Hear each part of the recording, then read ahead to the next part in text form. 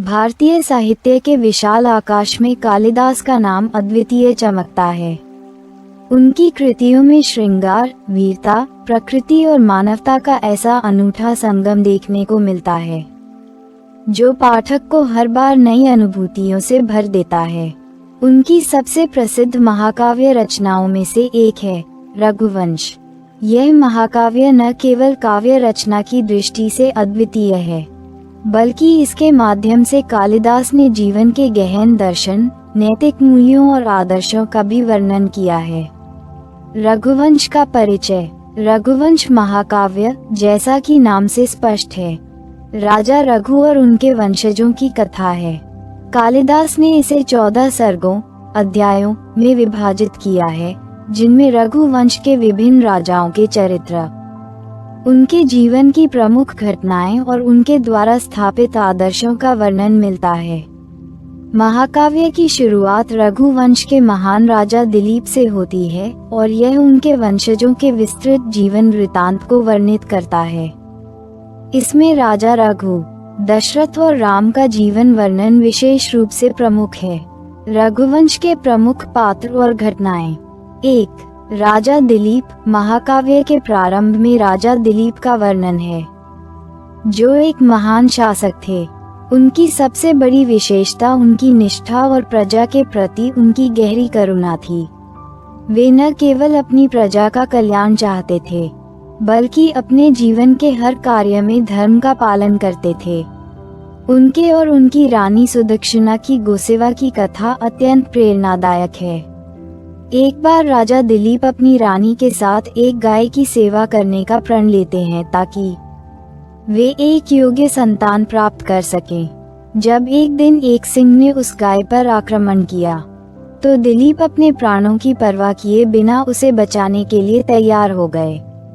ये प्रसंग उनकी निष्ठा और त्याग की भावना को उजागर करता है, जो प्रत्येक भारतीय को प्रेरणा देता है कि वे अपने कर्तव्यों के प्रति सदैव निष्ठावान रहें। 2. राजा रघु। रघुवंश का नाम रघु के कारण ही प्रसिद्ध हुआ। राजा रघु को अपने पराक्रम, वीरता और उदारता के लिए जाना जाता है। रघु ने अपने राज्य के विस्तार के लिए कई युद्ध लड़े, लेकिन उनका लक्ष्य केवल भौतिक जीत नहीं था। उनके जीवन का एक अत्यंत महत्वपूर्ण और हृदयस्पर्शी प्रसंग वह है जब उन्होंने विश्वजीत यज्ञ किया और अपनी समस्त संपत्ति को ब्राह्मणों और दानियों में वितरित कर दिया। ये यज्ञ उनके त्याग, दानशीलता और प्रजा के प्रति उनके अपार प्रेम का प्रतीक है। रघु का ये त्याग और उदारता उन्हें एक आदर्श राजा के रूप में स्थापित करती है, जिनका हर निर्णय प्रजा के कल्याण के लिए होता था। 3. राजा आज। रघु के पुत्र आज भी अपने पिता की तरह वीर और धर्मनिष्ठ थे। उनकी प्रेम कथा अत्यंत मार्मिक है। उनकी पत्नी इंदुमती के निधन का प्रसंग विशेष रूप से पाठकों को भाव विभोर कर देता है। इंदुमती का अचानक देहांत आज के जीवन में गहरे दुख का कारण बनता है। कालिदास ने इस प्रसंग को अत्यंत करुणा और संवेदनशीलता के साथ प्रस्तुत किया है, जहां आज का अपनी पत्नी के प्रति प्रेम और उसकी याद में उनका टूट जाना एक अत्यंत मानवीय और भावुक पक्ष को उजागर करता है।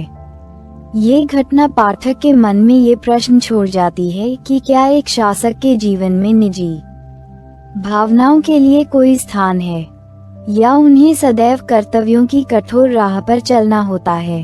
4. दशरथ और राम। महाकाव्य के आगे के सर्गों में राजा दशरथ और उनके पुत्र राम की कथा का उल्लेख आता है। ये प्रसंग विशेष रूप से रामायण से प्रेरित है, लेकिन कालिदास ने इसे अपने काव्य सौंदर्य और दृष्टिकोण से प्रस्तुत किया है। राजा दशरथ का कैकेयी के कारण राम को वनवास देना और फिर उस दुख के कारण उनका निधन होना एक अत्यंत मार्मिक प्रसंग है।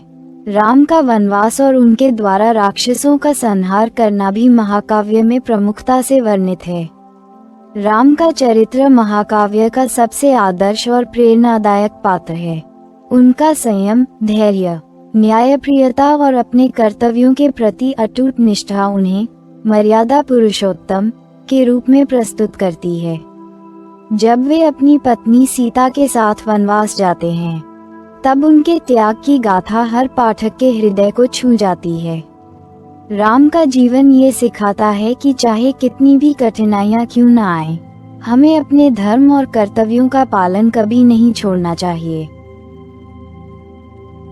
कालिदास की काव्यशैली और रघुवंश की अद्वितीयता। रघुवंश का सबसे महत्वपूर्ण पक्ष उसकी काव्यशैली है। कालिदास के शब्दों में एक अद्वितीय मिठास, सहजता और गहराई है, जो किसी भी साधारण घटना को असाधारण बना देती है। चाहे वह प्राकृतिक दृश्य हो या मानवीय भावनाएं, कालिदास के वर्णन में अद्भुत चित्रात्मकता है। उदाहरण स्वरूप, जब कालिदास ने राजा दिलीप और सुदक्षिणा की गोसेवा का वर्णन किया है, तो वे एक साधारण घटना को इस तरह प्रस्तुत करते हैं कि पाठक के सामने वह दृश्य जीवंत हो उठता है। कालिदास ने प्रत्येक पात्र के माध्यम से मानवीय गुणों को इस प्रकार उभारा है कि वे हमें न केवल मनोरंजन देते हैं, बल्कि गहरे जीवन दर्शन से परिचित कराते हैं। उनकी रचना में प्रेम, करुणा, वीरता, त्याग और धर्म के आदर्शों का अद्भुत संगम है। रघुवंश की एक अन्य महत्वपूर्ण विशेषता है इसके पात्रों का सजीव चित्रण। कालिदास ने हर पात्र को उसकी विशेषताओं और दोषों के साथ प्रस्तुत किया है, जिससे वे पाठक के लिए सजीव हो उठते हैं। उदाहरण के लिए, आज का प्रेम और उनका दुख, राम का संयम और उनका संघर्ष, दशरथ की पीड़ा और उनके द्वारा किए गए कठिन निर्णय, सभी भावनात्मक रूप से गहरे हैं और किसी भी पाठक को अपने साथ जोड़ लेते हैं। रघुवंश का दार्शनिक पक्ष। कालिदास ने रघुवंश में केवल राजाओं और उनके युद्धों का वर्णन नहीं किया है, बल्कि इसमें गहरे दार्शनिक और नैतिक प्रश्न भी उठाए गए हैं। एक राजा का सबसे बड़ा धर्म क्या है? क्या एक शासक को अपने व्यक्तिगत सुख दुख से परे हटकर केवल प्रजा और राज्य के कल्याण के लिए जीना चाहिए? कालिदास ने इन प्रश्नों को बहुत ही कुशलता से प्रस्तुत किया है और इसके उत्तरों को पाठकों पर छोड़ दिया है। रघुवंश में वर्णित प्रत्येक राजा एक आदर्श स्थापित करता है, लेकिन इसके साथ ही वे अपने व्यक्तिगत जीवन की कठिनाइयों से भी जूझते हैं। राजा रघु की उदारता, आज का प्रेम, दशरथ की पीड़ा और राम का संयम हमें ये सिखाता है कि एक आदर्श जीवन केवल विजय या सफलता से नहीं बनता, बल्कि यह त्याग, संघर्ष और आत्मनियंत्रण से निर्मित होता है। रघुवंश का आज के समाज में महत्व। आज जब हम एक अत्यंत गतिशील और भौतिकवादी युग में जी रहे हैं, रघुवंश जैसे महाकाव्य हमें अपने जीवन के मूल्यों की याद दिलाते हैं। राजा रघु का त्याग, राम का संयम और दशरथ की पीड़ा आज भी हमारे लिए उतने ही प्रासंगिक हैं जितने वे उस समय थे। हमें इन महाकाव्यों से यह सीखने की आवश्यकता है कि सच्चा सुख केवल भौतिक उपलब्धियों में नहीं है, बल्कि यह उन मूल्यों और आदर्शों में निहित है जिनका पालन हमारे पूर्वजों ने किया था। रघुवंश हमें ये भी सिखाता है कि जीवन में संघर्ष और दुख से भागना नहीं चाहिए, बल्कि उनका सामना साहस और धैर्य के साथ करना चाहिए। चाहे वह राजा रघु का युद्ध में विजय हो या आज का अपनी पत्नी के निधन के बाद जीवन में संघर्ष, हर प्रसंग ये सिखाता है कि जीवन में कठिनाइयां आना स्वाभाविक हैं, लेकिन उनसे भागने के बजाय हमें उनका सामना करना चाहिए। एक विचारणीय प्रश्न। अंत में, रघुवंश हमें एक महत्वपूर्ण प्रश्न पर विचार करने के लिए प्रेरित करता है। क्या आज के समाज में हम अपने कर्तव्यों और मूल्यों के प्रति उतने ही निष्ठावान हैं जितने कालिदास के समय के राजा और नायक थे? ये प्रश्न न केवल व्यक्तिगत जीवन में बल्कि सामाजिक और राजनीतिक जीवन में भी अत्यंत महत्वपूर्ण है।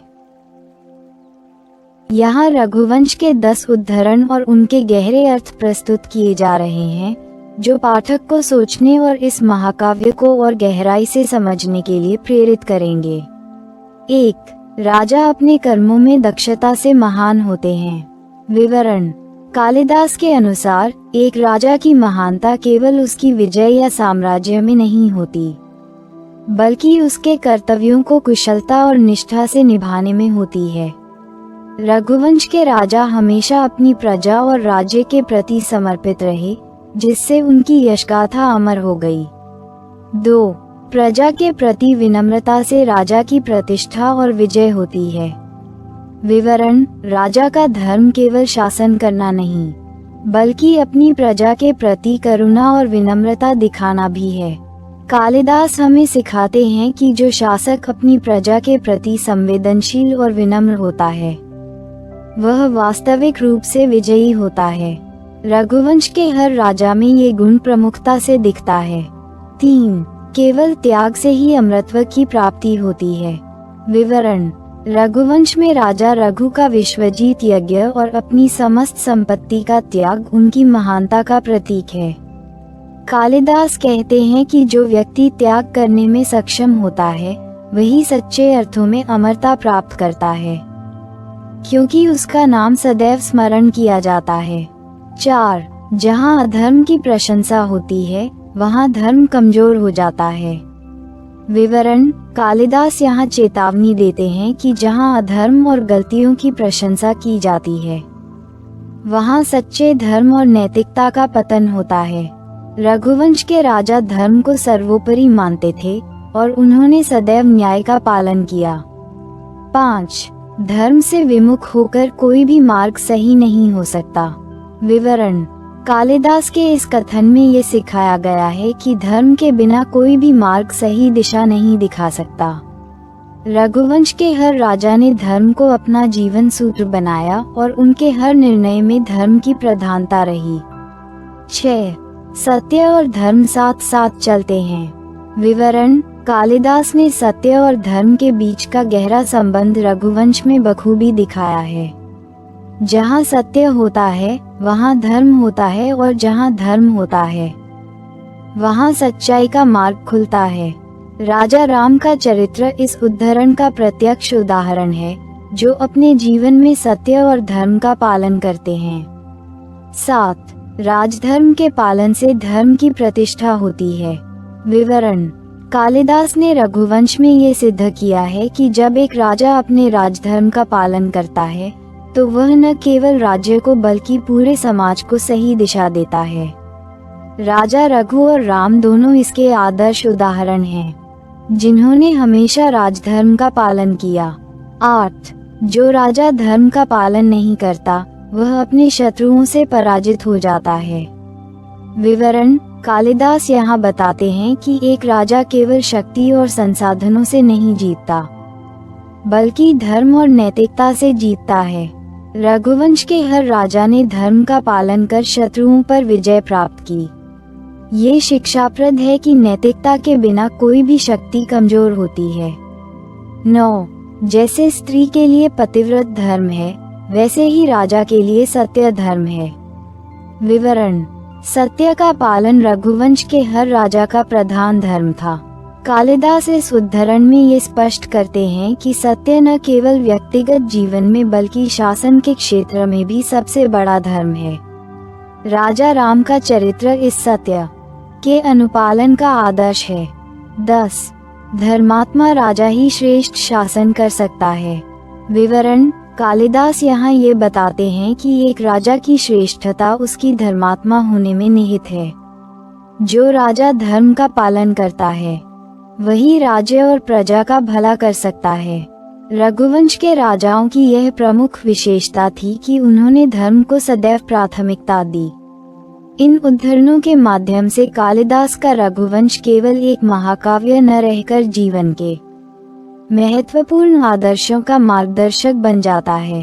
प्रत्येक उद्धरण हमें एक गहरी सोच और आत्मविश्लेषण की ओर प्रेरित करता है, जिससे हम अपने जीवन में नैतिकता, सत्य और धर्म के महत्व को पुनः समझ सकें। निष्कर्ष: कालिदास का रघुवंश केवल एक महाकाव्य नहीं है, यह एक ऐसा दर्पण है जिसमें हम अपने जीवन और समाज के आदर्शों को देख सकते हैं। इसमें वर्णित पात्र, घटनाएं और दार्शनिक प्रश्न हमें ये सोचने पर विवश करते हैं कि हमारे जीवन के उद्देश्य क्या हैं और हम किस दिशा में बढ़ रहे हैं। यह महाकाव्य हमें ये सिखाता है कि सच्चे नायक वे हैं जो अपने कर्तव्यों के प्रति निष्ठावान रहते हैं, चाहे जीवन में कितनी भी कठिनाइयां क्यों ना आए। यह एक प्रेरणा स्रोत है जो हमें अपने जीवन में आदर्शों और मूल्यों को अपनाने के लिए प्रेरित करता है। तो क्या हम आज भी रघुवंश के उन आदर्शों को अपने जीवन में स्थान दे सकते हैं? क्या हम अपने व्यक्तिगत और सामाजिक जीवन में उन मूल्यों का पालन कर सकते हैं जिनका पालन कालिदास के नायक करते थे? आप क्या सोचते हैं? धन्यवाद। यदि आप हमारी मेहनत की सराहना करते हैं तो कृपया इस पोस्ट को लाइक और शेयर करें और हमारे चैनल को सब्सक्राइब करें।